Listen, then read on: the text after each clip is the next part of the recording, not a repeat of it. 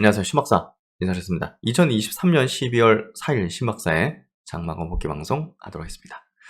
네, 오늘은 뭐 시장 무난하게 좀 돌아갔던 것 같고요. 지난 금요일날 이제 2000 호재 터지면서 관련주들 좀 강세를 띄웠고, 반도체는 좀 조정을 받았고, 다른 업종들은 좀 쏘쏘했고, 또 테마 쪽으로는 STO 테마가 강력하게 오늘 상승을 하는 그런 모습을 보여줬습니다. 뭐 그렇다고 이제 뭐 그런 걸 추격 매수하고 그런 것들은 좀 위험해 보이고요. 어쨌든 뭐 내년을 준비하는 어떤 전략들, 여러 어떤 트렌드를 또 분석하는 시간들 계속 가지고 있는데요. 12월 달은 우리가 또 학습을 꾸준히 하는 게 필요할 것 같고요. 저도 이제 강연에 준비하면서 내년도에 어떤 전략을 어느 정도 완성에 이르렀습니다. 그래서 여러분들에게 선보이는 또 이제 그 중에 이제 또 몇몇을 또 이렇게 또 여러분께 마감 영상에서 또 알려드리고 공유하는 그런 시간을 가지고 있는데요. 오늘은 좀 엔터 콘텐츠, K 콘텐츠에 대한 얘기들을 좀 드리고자 합니다. 탈세계화가 가속화되고 있는 그런 상황이고, 그건 변동사항이 없을 텐데요. 그런 속에서도 이제 세계화의 흐름을 보이고 있는 산업, 바로 이제 K 콘텐츠입니다. 무관세 대체 불가능성, 이런 어떤 속성을 지니면서 더욱더 이제 성장하고 있고, 국가적으로 키우고 있고, 한국이 글로벌적으로 승승장구하고 있는 이 분야를 우리가 일시적으로 볼 것인가, 아니면 구조적으로 볼 것인가, 그걸 한번 판단하는 게 필요할 것 같고요. 또 이제 해당 산업에서 탑픽 종목은 무엇이나, 그걸 한번 짚어보면서 오늘도 필승의 전략 한번 세워보도록 하겠습니다. 일단 시장 마감부터 해보죠. 코스피 지수 0.4% 상승했고, 코스닥은 0.15% 상승했습니다. 거래대금의 양시장이 좀 터졌는데요. 코스피가 8.7조, 코스닥은 10조 넘게 터졌어요. 결국 이게 2차전지 때문에 터졌다, 이렇게 좀 해석하면 될 것 같고, 오늘 고객의 수금은 48조, 신용융자 잔고는 17조 2천억 수준. 상승 종목수보다 하락 종목수가 코스닥은 좀 더 많았습니다. 코스피는 외국인 기관이 2,500억, 1,700억 각각 순매수했고, 코스닥은 순매도, 선물은 1,800약 순매수했고요. 또 아시아권 증시는 오늘 좀 조정 성격이 컸네요. 니케이가 0.6% 조정받았고, 홍콩이 1% 약세, 대만하고 상해는 이제 약보합 정도 해서, 한국은 그래도 이제 플러스로 마감이 됐습니다. 그래서 업종 차트도 이제 장기 평선 부근에 계속 있고, 코스닥도 마찬가지의 흐름을 내고 있는 그런 흐름을 보여주고 있고요. 오늘 뭐 종목별 흐름이니까 종목별로 이제 어땠는지 한번 좀 체크해 보도록 하죠. 오늘 시총 상위주들은 에코프로비엠 15%, 포스코퓨처엠 10%에서 2차전지가 압도한 걸 볼 수 있는데요. 특이한 건 에코프로가 7% 빠졌다는 거죠. 그리고 코스닥 넘어가서도 역시나 이제 뭐 LNF는 6% 상승했어요. 하지만 이제 뭐 빠진 것도 좀 많은데요.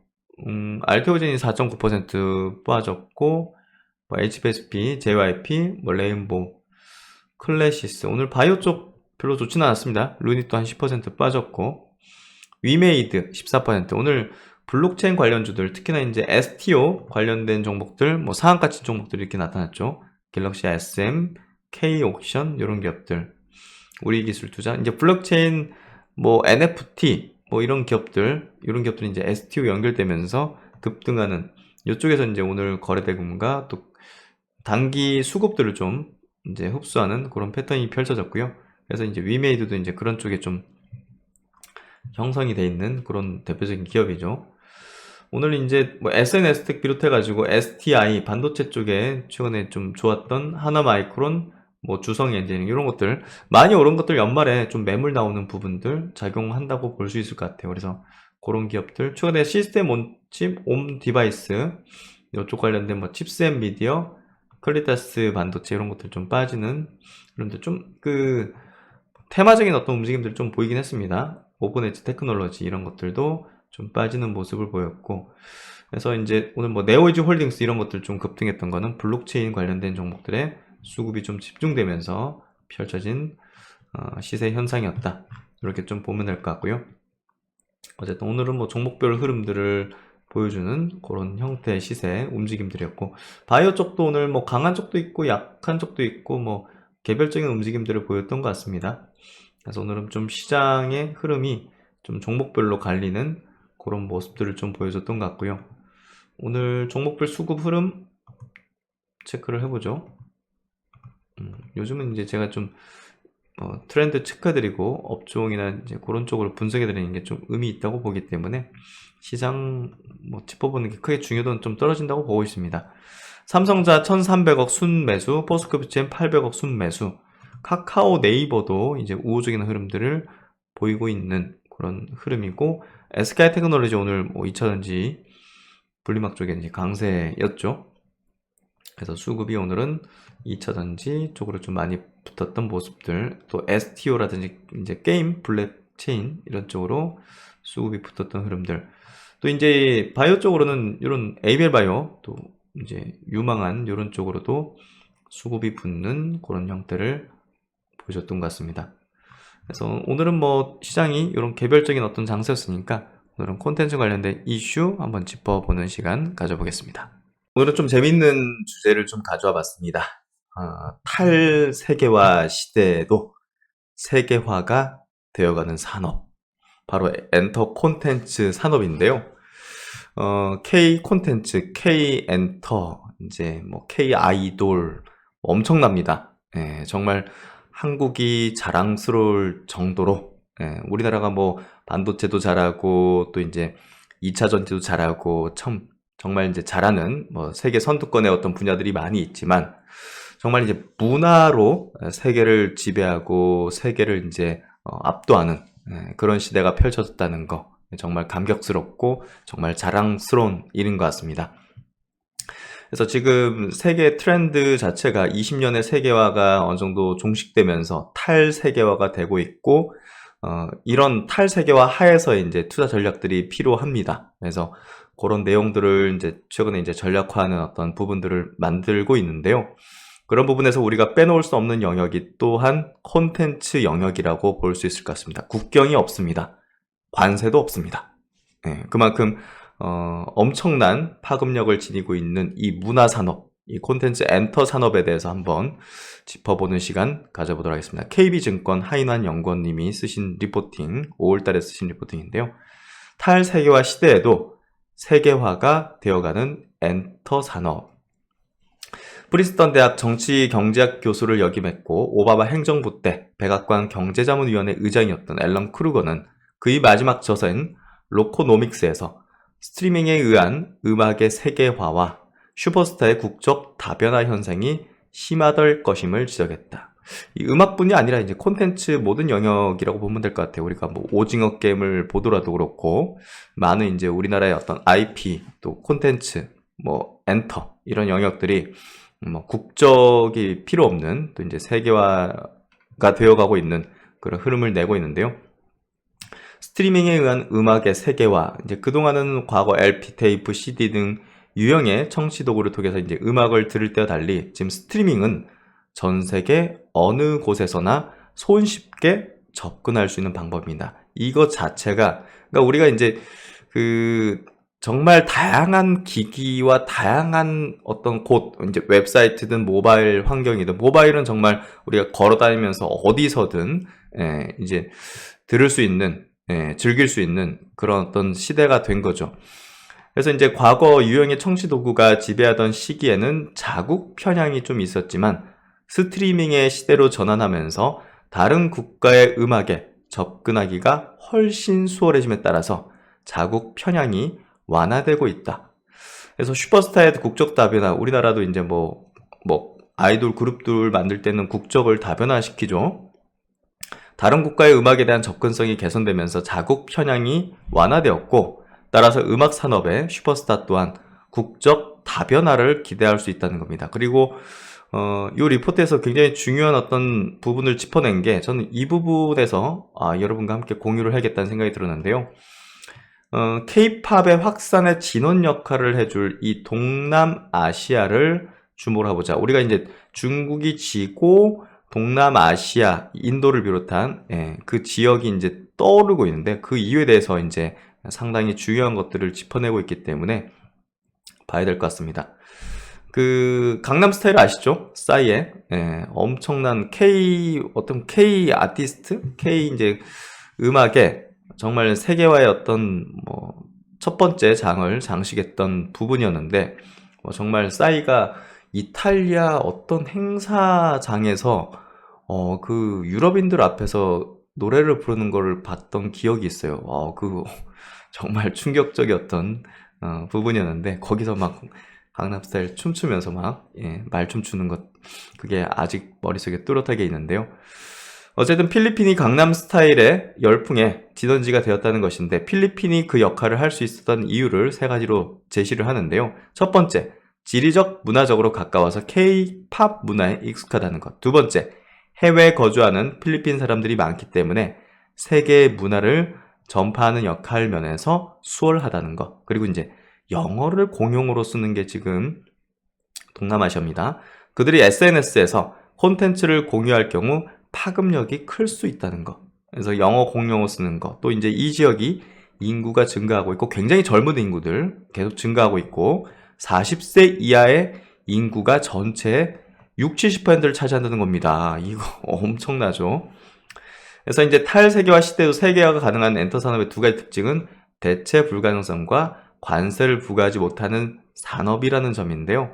이런 부분에서 무역수지 적자 구조 속 한국의 음악 수출이 구조적으로 확대되는 현상을 주목을 해야 된다. 그래서 이 내용들을 좀 자세하게 한번 짚어보는 그런 내용들 한번 좀 보도록 하죠.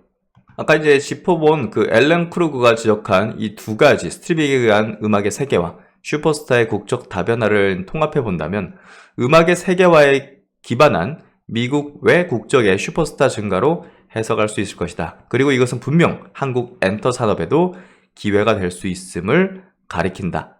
그래서 이제 이런 부분들이 결국 이제 K-팝 성공에도 반영되고 있다고 볼 수 있고, 뭐 싸이의 강남스타일 비롯해가지고 지금 뭐 BTS, 블랙핑크, 뭐 뉴진스, 뭐 어마어마한 지금 글로벌 파급력을 보여주고 있고, 뭐 앨범 내면 이제 그냥 뭐 1위 올라가고 하는 것들을 우리가 보고 있는데요. 이게 이제 좀 뭐랄까 밋밋해졌을까요? 또 1위 했어? 뭐 이런 정도인데 이게 뭐 엄청난 사건이면서 이런 흐름들을 지금 일시적인 현상은 아니라는 겁니다. 우리가 일시적인 현상이면 우리가 투자 전략에도 좀 가져가기 어렵겠지만 당시에 이제 싸이는 조금 일시적으로 좀 반짝 좀 했던 그런 경향이 컸는데 그 뒤로 이제 이걸 구조적으로 좀 만들어낸 국내 기업들의 어떤 부분들은 트렌드적으로 또 이제 탈세화 속에서 한국에서 중심으로 들어오는 어떤 산업이 될 수 있다는 것을 보여줬고 오늘 이제 탑픽 종목으로 이제 꼽아드린 거 미리 말씀드리지만 하이브죠.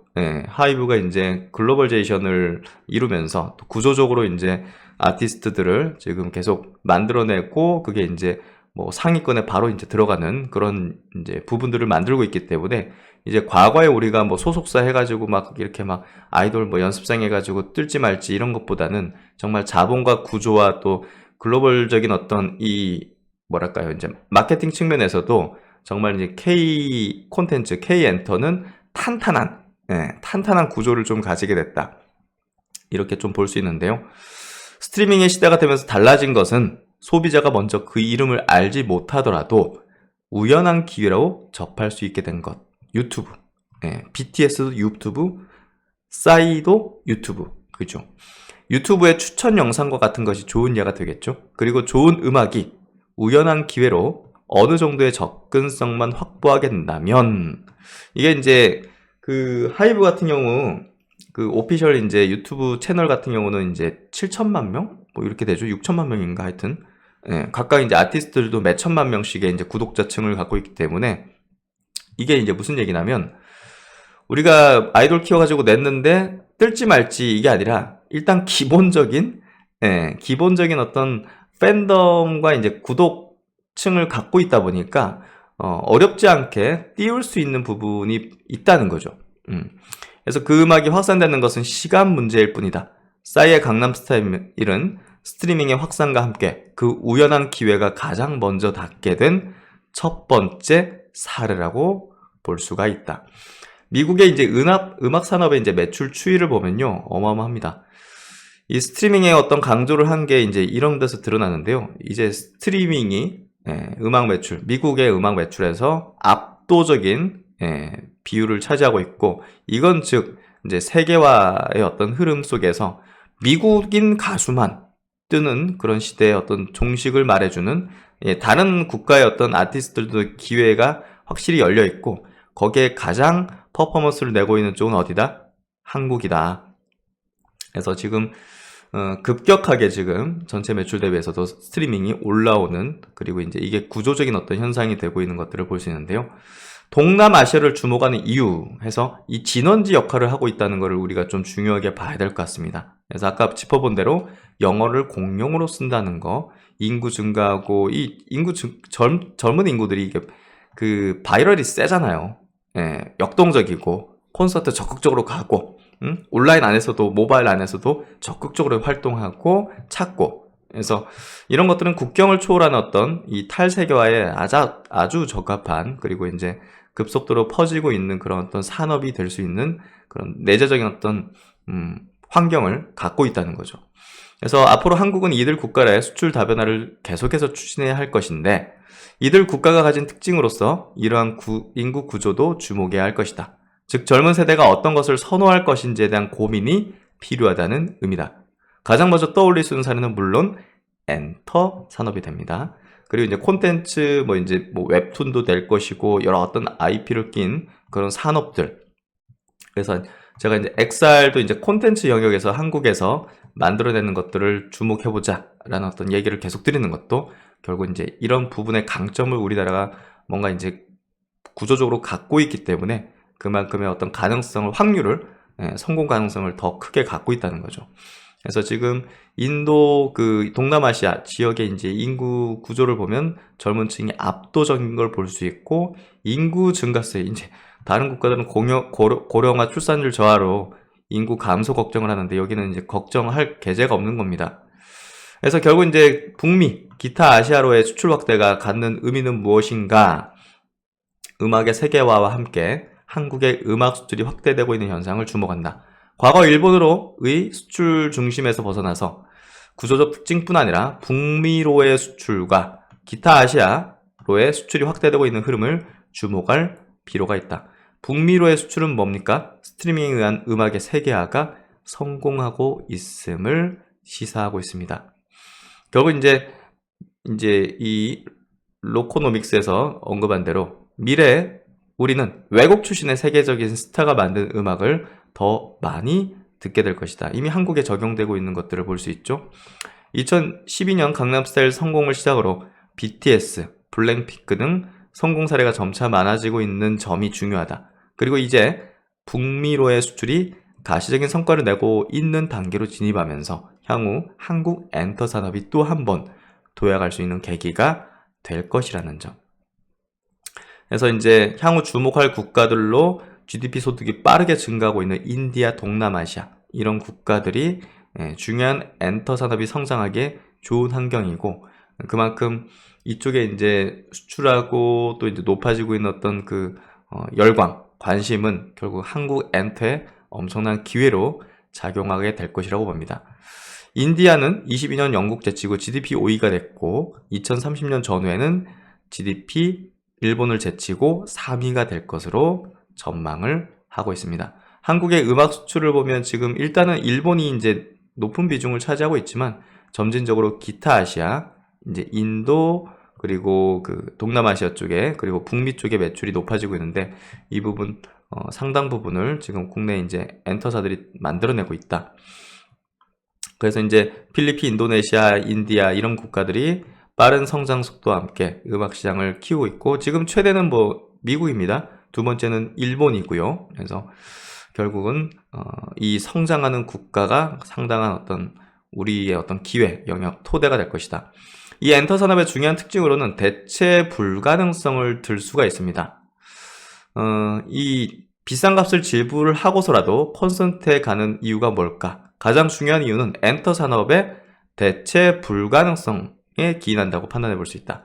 특히 쉽게 접하기 어려운 아티스트를 만날 수 있는 기회라고 판단한다면 소비자들은 더 많은 금액을 지불할 의사가 있다는 거죠. 그리고 이제 이런 콘서트 티켓 가격이라든지 온라인에서도 이렇게 하는 것들이 물가보다 더 비싸게, 더 빠르게 이제 성장하고 속도로 상승하고 있어요. 그래서 이런 대체 불가능한 특징을 갖고 있는 부분은 결국 사람들에게도 계속적으로 더 많은 금액을 지불하고서라도 이런 콘서트에 가려는 의지가 반영되고 있다. 그리고 엔터 산업의 음악의 세계화와 대체 불가능성이라는 특징들은 보호무역주의 시대 K-팝을 수출 산업화해야 함을 가리킨다. 블랙핑크의 자카르타 이 열기 여기 자리에 앉아 있으면 어떤 기분이 들겠어요. 예. 구석자리인데 35만 원. 이게 지금 자카르타, 인도네시아 자카르타죠. 야, 근데 저렇게 차 있어. 정말 장난 아니네요. 소비자 물가 대비해서 티켓 가격이 올라가는 속도, 이런 것들을 보면 이게 어떻게 지금 되고 있는지를 알 수가 있죠. 그리고 이제 엔터 산업의 중요한 특징, 관세를 부과하지 않는 산업이다. 98년 WTO 제2차 강요회의 전자상거래 선언에서 무관세 모라토리엄이 선언했는데, 이는 전자적 전성물에 관세를 부과하지 않는 것에 대한 합의, 그리고 이것이 매 강요회의에서 연장되어 오면서 스트리밍 서비스에는 무관세가 적용되고 있는 상황이다. 보호무역주의 시대가 도래했지만, 탈세계화 시대가 도래했지만 여전히 무관세가 적용되고 있는 것이죠. 그래서 이제 한국 정부도 이런 엔터 산업의 수출 산업화를 위해서 정책적인 지원을 본격화하기 시작했습니다. 문화체육관광부는 2023년 2월 23일 K 콘텐츠 수출 전략을 발표했습니다. 엔터 산업뿐 아니라, 그러니까 엔터사만 이제 우리가 보는 게 아닙니다. 콘텐츠 전반에 대한 정책적 지원을 담은 것이기 때문에 엔터 산업에 대한 정책 모멘텀으로 보긴 어렵다는 거죠. 포괄적인 콘텐츠에 대한 부분이라고 보시면 될 것 같습니다. 그래서 결국은 탈세계화로 인한 한국 무역수지 적자가 지속되는 환경에서 수출을 확대하는 산업이 있다면 한국 경제 내에서 그 산업의 상대적인 매력은 더욱 부각될 수밖에 없다고 봅니다. 그리고 그 엔터 산업이 바로 그러한 산업이라는 거죠. 그래서 이 K 콘텐츠라는 거는 엔터, 웹툰이든 영화든 게임 같은, 게임도 마찬가지입니다. 그래서 이 많은 것들, 웹툰 플랫폼 해외 진출 확대, 웹툰 IP 활용에 2차 사업화, 영화, 방송, 게임 등을 위한 이런 것들 매칭 지원, OTT 이제 협력 강화, OTT 콘텐츠 경쟁력 고도화, 최근에 이제 티빙 합병 보셨죠? 그래서 이런 연관 산업 프리미엄 효과 확산해서 이 K 콘텐츠를 활용해서 다양한 어떤 관광, 식품, 뷰티, 패션, 브랜드 이쪽으로 지원 협업을 강화시키는 방향으로 정부도 지금 나서고 있다는 거죠. 그래서 지금 콘텐츠 수출 대책회의 회의차 내용을 보면 엔터 산업의 수출 산업화를 지원하겠다는 정부의 의지가 굉장히 강력한 것을 볼 수가 있습니다. 이런 부분을 우리는 중요하게 좀 봐야 될 것 같고요. 그리고 이제 삼성증권에서 나온 그 콘텐츠 산업 누가 돈을 버는가 원천 IP를 찾아서 이 리포트도 굉장히 좀 의미 있게 봤는데요. 같이 좀 소개 좀 시켜드리고 싶어요.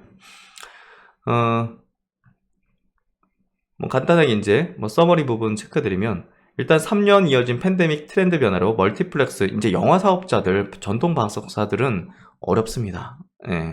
반면 실내 엔터테인먼트 수요 폭증으로 드라마, 웹툰, 웹소설 등 콘텐츠 제작사 및 OTT 등 디지털 플랫폼 사업자에게는 성장의 발판을 마련했고요.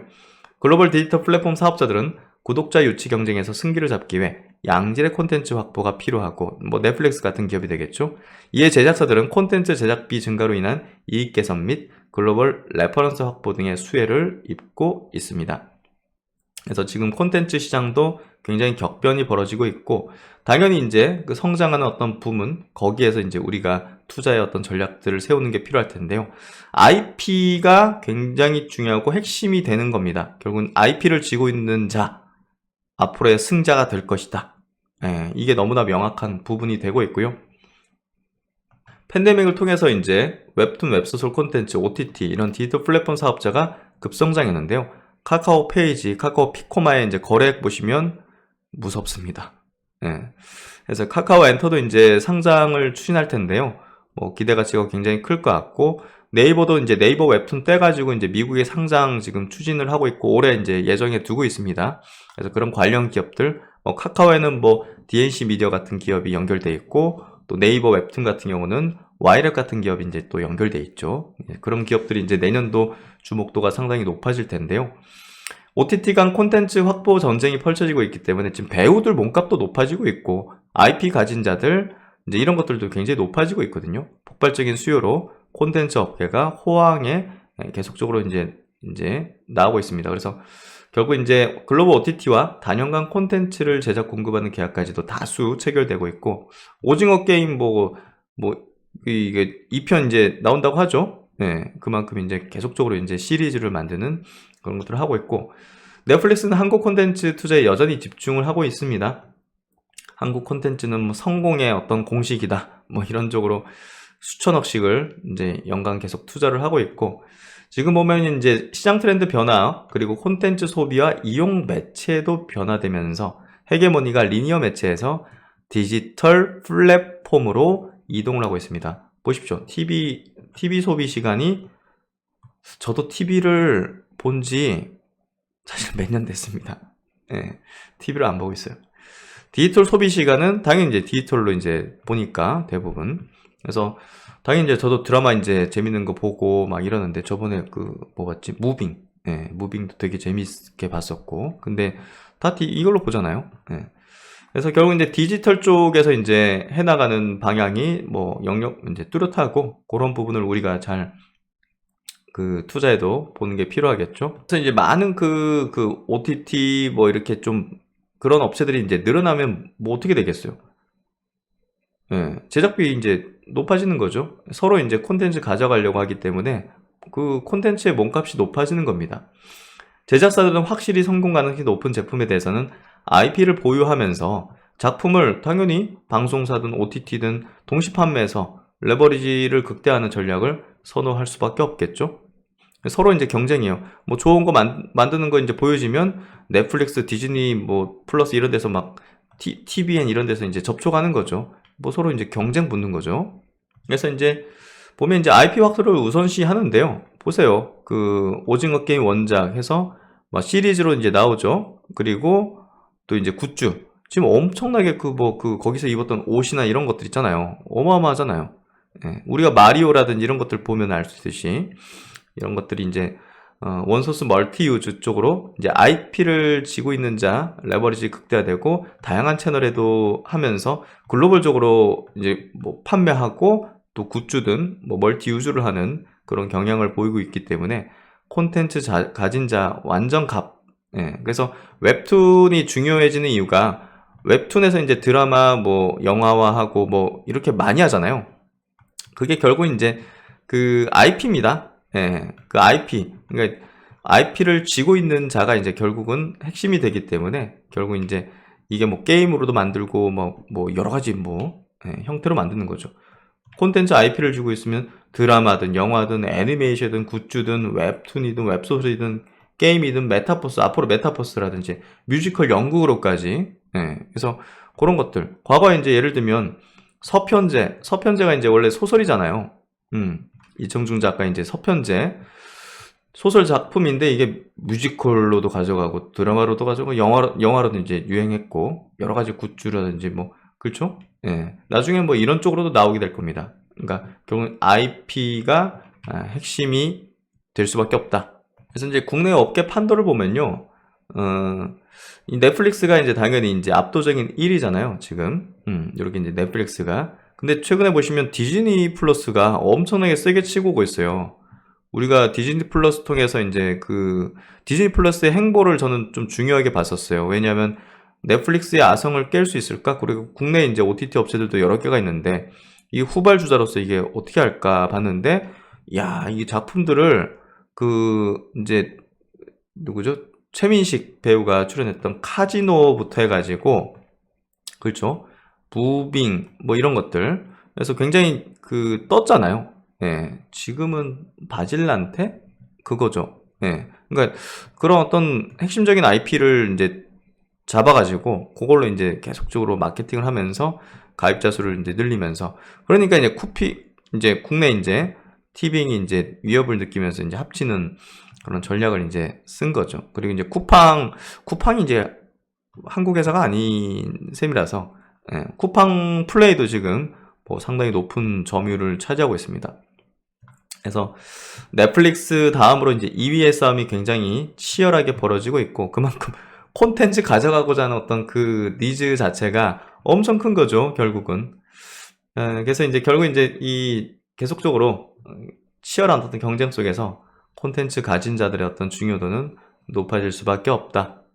그래서 이제 OTT로 인해서 한국형 스튜디오 시스템이 등장했는데, 과거에는 이제 이런 패턴이었죠. 제작사가 이제 뭐 KBS, MBC, 뭐 SBS 이런데 방영권 콘텐츠 IP 주고 제작비 70에서 90% 보존하면서 이제 이쪽에서만 방영하고 이런 계약들을 맺었는데, 지금은 이제 스튜디오 콘텐츠 IP를 쥐고서 뭐 방송사든 OTT든 또 기타 플랫폼이든 굉장히 많잖아요. 이런 쪽하고 이제 다양한 어떤 경로로 이제 유통을 할 수 있는 어떤 채널이 발생하다 보니까 결국 이제 몸값이 높아지는 그런 부분이 있고, 경쟁이 되기도 하고, 어디 단독으로 하면 더 비싸게 사가겠죠. 디즈니 플러스는 되게 비싸게 사겠죠. 단독 거기서, 그렇죠? 그래서 그런 것들이 지금 벌어지고 있는 부분이다. 레거시는 지금 계속 그 광고 매출 줄어드는 거 뭐 어쩔 수 없는 겁니다. 넷플릭스 가입자 추이를 보면 2.45 명입니다. 엄청나네요. 그래서 이런 어떤 현상이 벌어지고 있고, 지금 IP를 지금 확보하는데 최대한 중점을 두고 있기 때문에, 그래서 네이버 웹툰이 아직은 적자지만 굉장히 중요한 또 높은 밸류 가치를 받을 수밖에 없는 기업이 될 겁니다. 그리고 제가 이제 거기에 기반해서 이제 와이렉 같은 기업도 굉장히 중요한 기업이 수밖에 없다는 얘기를 든 게 바로 IP입니다. 그리고 이제 그걸 또 제작으로 넘어갈 수 있는 어떤 역량을 갖고 있는 그런 것들이 결국은 앞으로 우리가 투자를 좀 집행해야 될 그런 대표적인 기업들이라고 볼 수 있고요. 결국 이제 OTT 등장 전에 이제 이런 어떤 각자 다 나눠져 있었단 말이에요. 이런 식으로 뭐 기획, 제작, 배급, 상영 뭐 이렇게 이제 영화 산업이죠. 근데 지금 이제 기획 단계에서 이런 IP들이 이제 굉장히 많아졌기 때문에 이쪽에 힘이, 권력이 이제 이쪽으로 많이 넘어와 있고, 여기 많은데 뭐 이러면서 이런 식이 되고 있고, 또 한국형 스튜디오 시스템이 이제 만들어지면서 과거 이제 이런 독립 제작사를 떠나서 굉장히 구조적으로 계속 창출해낼 수 있는 그런 것들, 이 IP 산하 스튜디오를 이제 가지는 거죠. IP 여기서 계속 나오고 이걸 가지고서 스튜디오 제작까지 하는 거죠. 네이버가 이제 그걸 이제 과거 이제 15년 전이었나요? 그때부터 이제 눈치채고 굉장히 키우는 것들을 이제 당시에 막 기안 84가 막 네이버 본사 안에서 그냥 숙식하면서 만들어내던 그게 기억나네요. 그래서 이제 OTT가 등장하면서 이걸 이제 허물어 버리는 그런 어떤 이 배급 상영 뭐 부가 시장 이거를 나눠져 있었지만 지금 OTT가 그냥 한 방에 통합시켜 버리는 그런 부분이 된 거죠.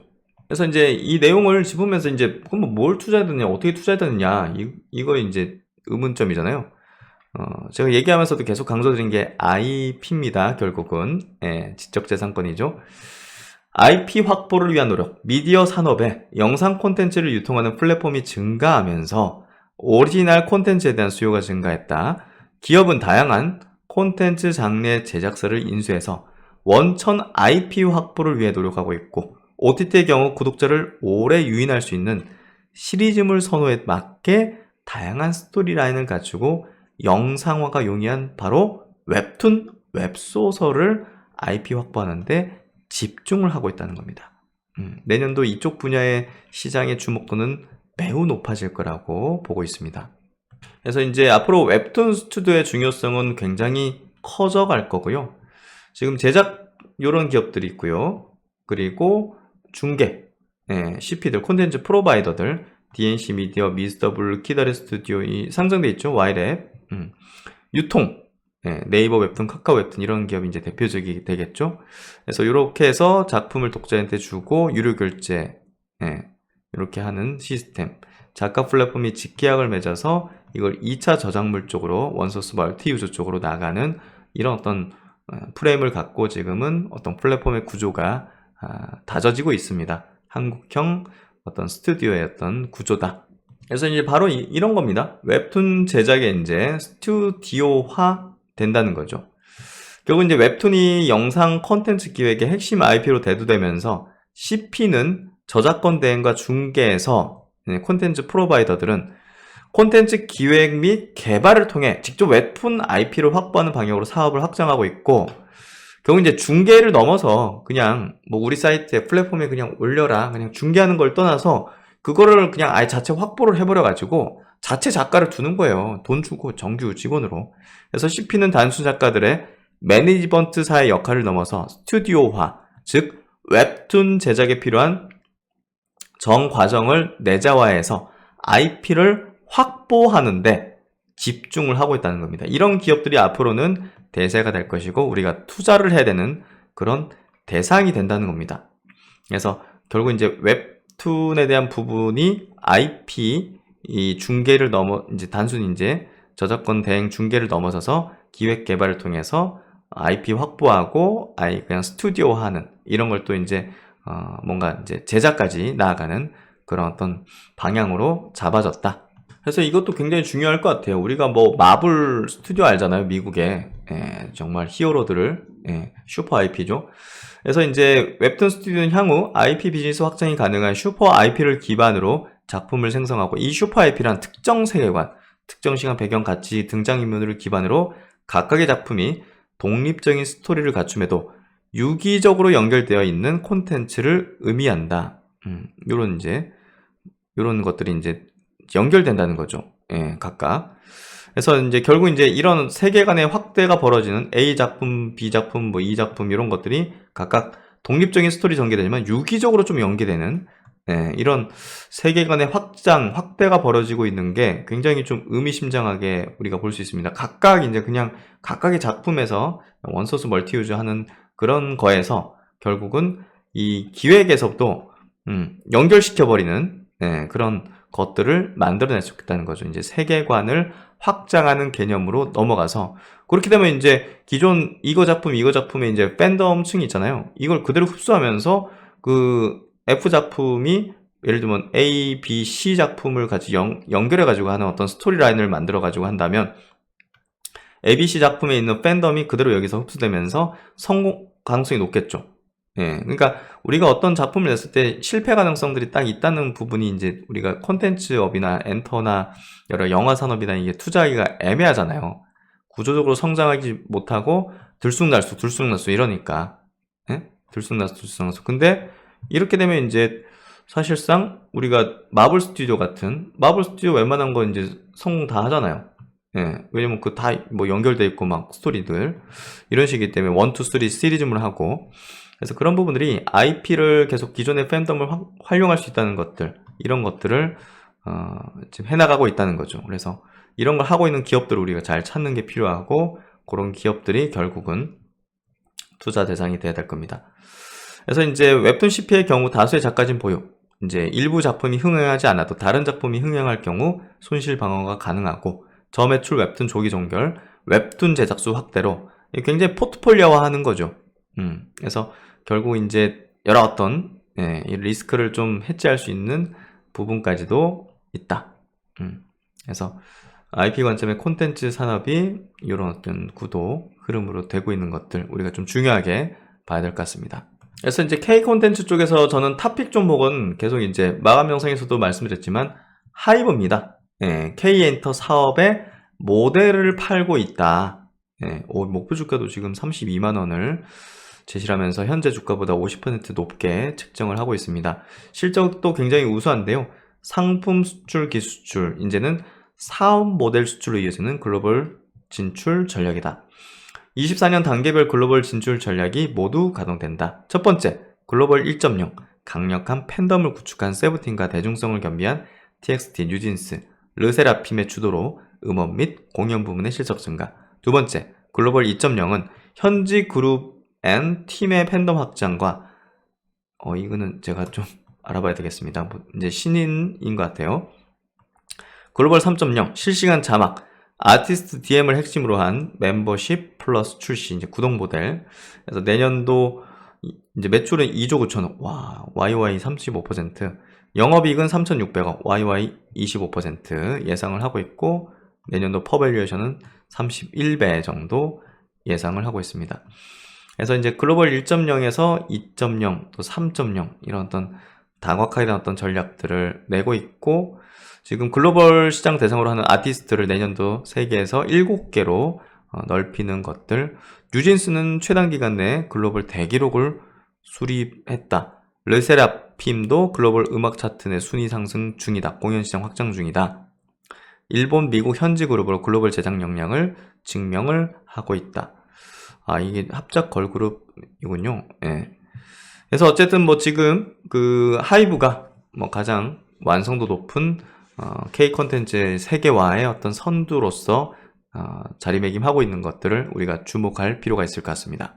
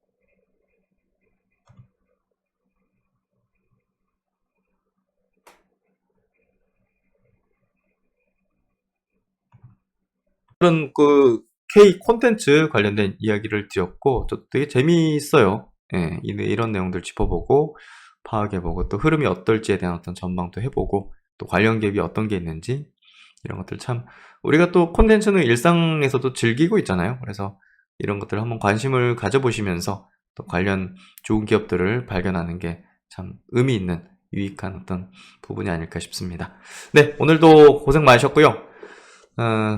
이제 내년을 준비하는 전략들 12월에 저도 최선을 다해서 여러분과 함께 동행 이어나가도록 하겠습니다. 이번 주에는 또 강연에 있어가지고 또 이제 준비를 잘 해서 여러 지역에서 오시는 분들께 정말 기쁜 것들을 좀 드리면 좋겠다는 생각을 가지고 있습니다. 네, 오늘도 수고 많으셨습니다. 신박사 다음 시간에 좋은 모습으로 뵙도록 하겠습니다. 감사합니다.